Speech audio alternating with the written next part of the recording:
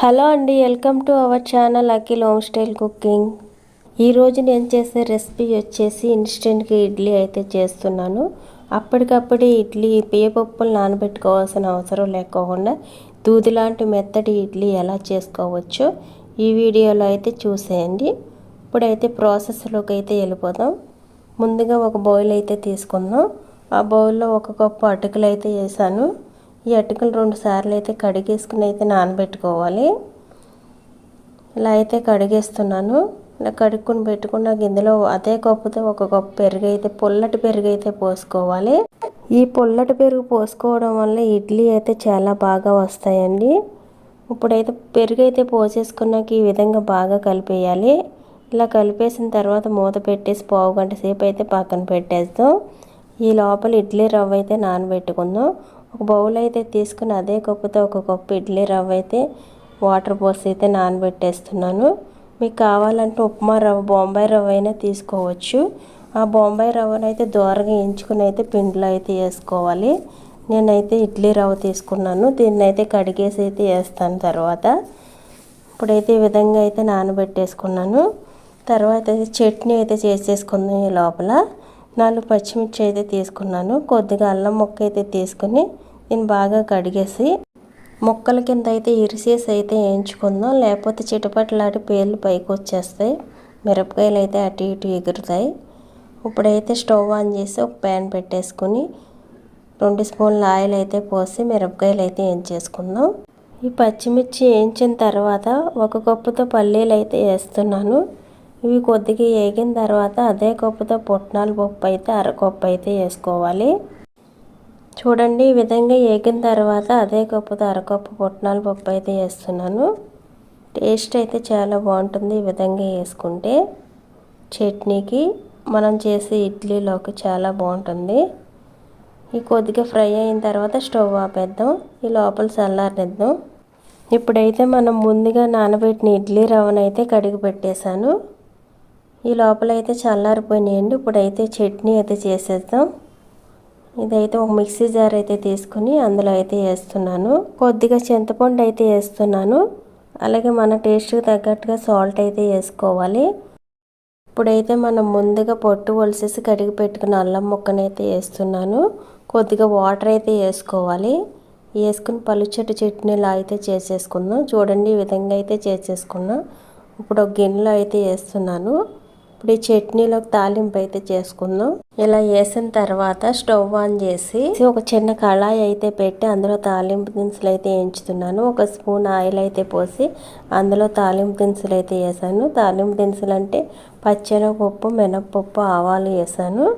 ఇప్పుడైతే ఈ కొద్దిగా వేగిన తర్వాత కొద్దిగా కరివేపాకు అయితే వేసుకోవాలి. ఇలా కరివేపాకు అయితే వేసేసుకుని వేయించిన తర్వాత అయితే చట్నీలు అయితే వేసేద్దాం. ఈ విధంగా వేగితే సరిపోతాయండి. ఇప్పుడైతే చట్నీలు అయితే వేసేసుకుందాం. ఇలా చట్నీలు అయితే వేసేసుకుని మిక్స్ చేసేసుకోవాలి. సరిపోతుంది. ఇప్పుడు చట్నీ అయితే ప్రిపేర్ అయిపోయింది. ఇప్పుడు మనం ముందుగా నానబెట్టిన అటుకులు, పెరుగును అయితే చూద్దాం. ఇలా అయితే నానింది. ఇప్పుడైతే బాగా మిక్స్ చేయాలి. ఇలా కలిపేసిన తర్వాత అయితే మిక్సీ జార్ అయితే తీసుకుని మిక్సీ పట్టేద్దాం. జార్లో అయితే వేస్తున్నాను. ఇలా వేసిన తర్వాత కొద్దిగా వాటర్ అయితే యాడ్ చేసుకోండి. మనం పప్పు అయితే ఏ విధంగా ఇడ్లీ కోసం గ్రైండ్ చేస్తామో అదే విధంగా అయితే గ్రైండ్ చేసుకోండి. చూడండి, ఇలా మెత్తటి పిండిలా అయితే పట్టేసుకోవాలి. మనం ఇడ్లీకి ఏ విధంగా అయితే ప్రిపేర్ చేసుకున్నాం పిండి అదే విధంగా అయితే చేసేసుకోవాలి. ఒక గిన్నెలో అయితే వేస్తున్నాను. చూడండి ఎలా ఉందో. ఇప్పుడైతే మనం ముందుగా కడిగి పెట్టుకున్న ఇడ్లీ రవ్వ అయితే వేసుకుందాం. వాటర్ లేకుండా ఇలా బాగా పిండేసి ఇడ్లీ రవ్వ అయితే వేసుకోవాలి.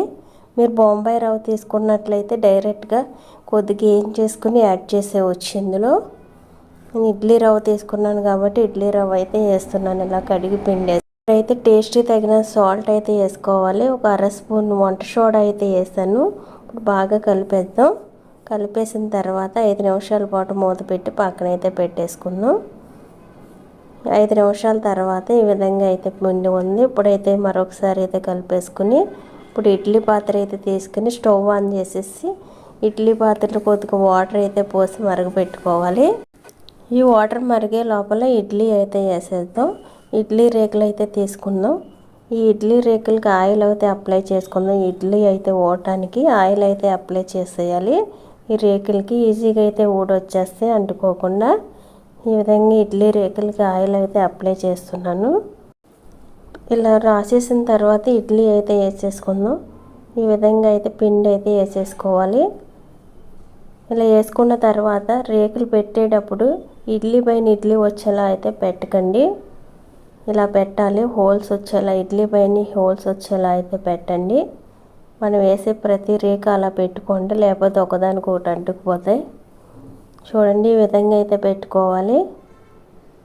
ఇడ్లీ పైన హోల్స్ వచ్చేలా పెట్టుకోండి ప్రతి ప్లేటు.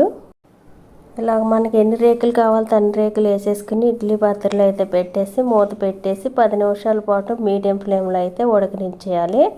10 నిమిషాల తర్వాత ఒకసారి అయితే చూడండి, ఏలుకైతే అంటుకుంటే ఉడకలేనట్టు ఉడికిపోయినాయండి. తీసేసాను. కొద్దిగా చల్లారిన తర్వాత అయితే తీసేసుకోండి. ఈ విధంగా చూడండి, అంటుకోకుండా ఎలా అయితే వస్తున్నాయో చాలా బాగా అయితే వచ్చాయి.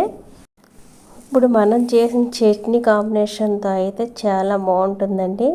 చూడండి, దూది లాంటి ఇడ్లీ ఎలా ఇరుగుతుందో, పట్టుకుంటేనే రాలిపోతుంది, నోట్లో వేసుకుంటే కరిగిపోయేలా ఉందండి ఇడ్లీ అయితే. ఈ విధంగా చట్నీ అయితే వేసేసుకుని అయితే తినేయడమే. ఇలా ఈజీగా అయితే చేసేసుకోవచ్చు. పప్పులు నానబెట్టుకోవాల్సిన అవసరం లేకోకుండా అప్పటికప్పుడు ఈజీగా అయితే చేసేసుకోవచ్చు. చూడండి ఎంత బాగా వచ్చాయో.